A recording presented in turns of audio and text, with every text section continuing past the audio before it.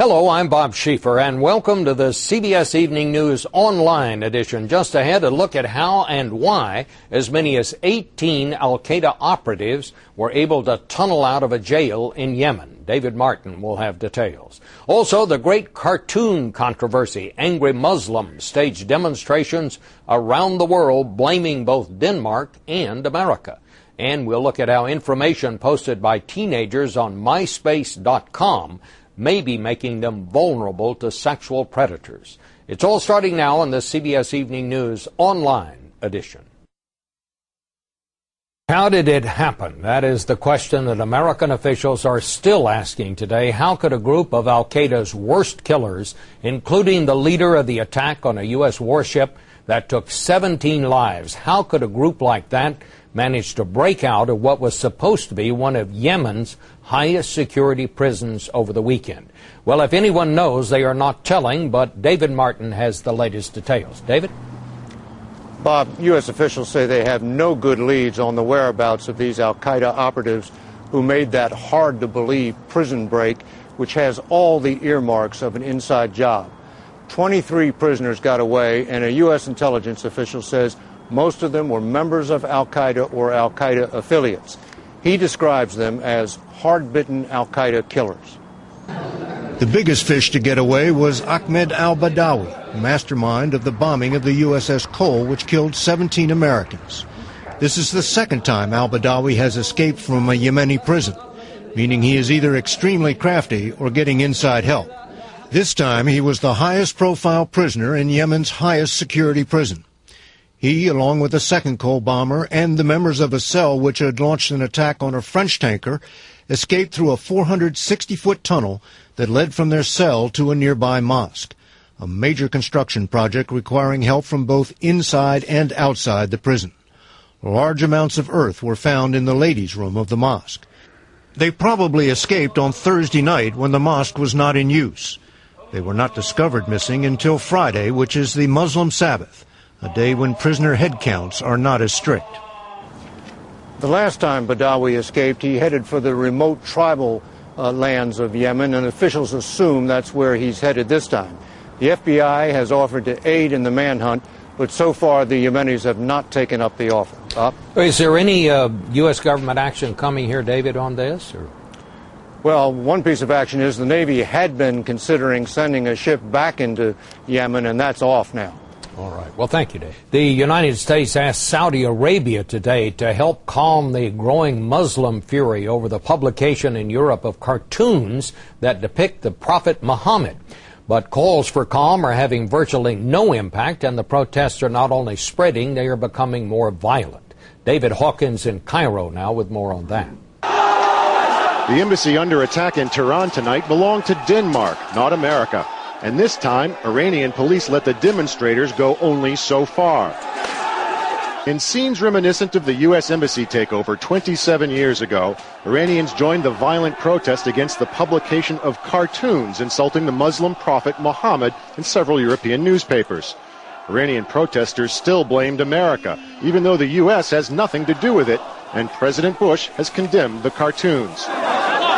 Stoked by Muslim extremists, the cartoon controversy that started when a Danish newspaper printed 12 satirical images of Muhammad 5 months ago spread like wildfire around the world today. It touched the nerves of the masses. Hala Mustafa, editor of an Egyptian political magazine, says the protests are about more than insulting cartoons. It reflects the gap between the Arab Muslim societies and the Western world in general.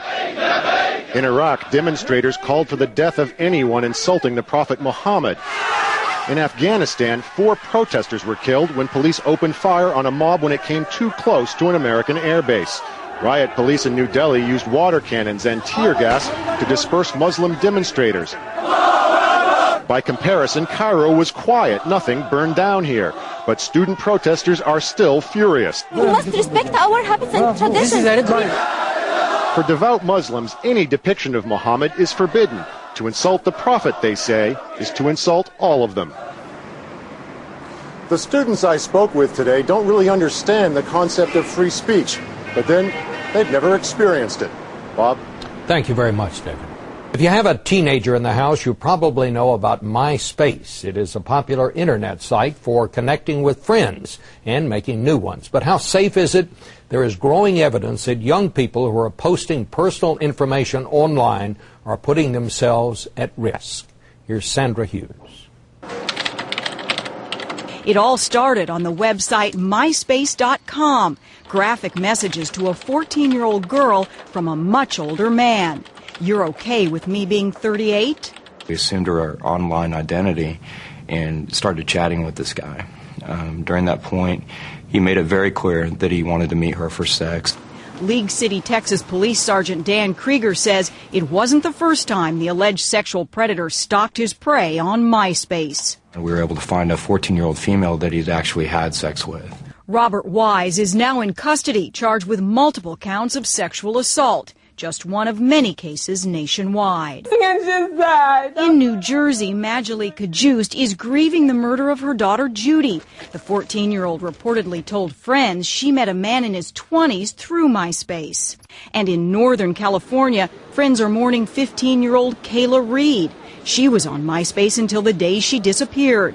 Police are investigating possible MySpace connections in both murder cases. The Center for Missing and Exploited Children reported more than 2,600 incidents last year of adults using the internet to entice children.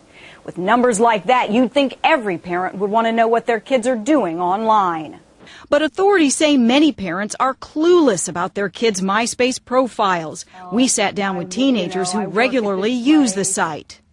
So many people don't even use common sense. Some people even put their phone numbers on there. Do they think, hey, there's 35-year-olds or 45-year-old guys out there looking at my site?